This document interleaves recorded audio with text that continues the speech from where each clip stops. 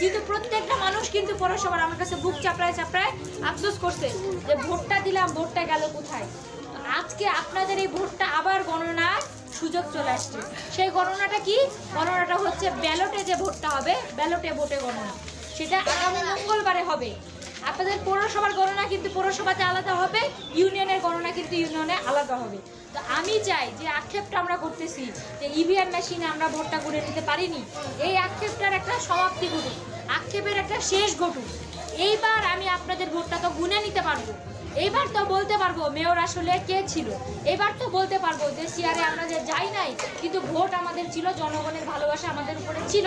না হলে গাড়ি নিয়ে যখন বাজার দিয়ে পার হয় প্রত্যেকটা মানুষ কেন আমাকে জনতার মেয়র বলে, প্রত্যেকটা মানুষ কেন বলে আপনি মেয়র হয়ে গেছেন। অবশ্যই তারা প্রশ্ন আপনাদের কাছে। আপনারা সকলে 21 তারিখে আপনারা সকাল সকাল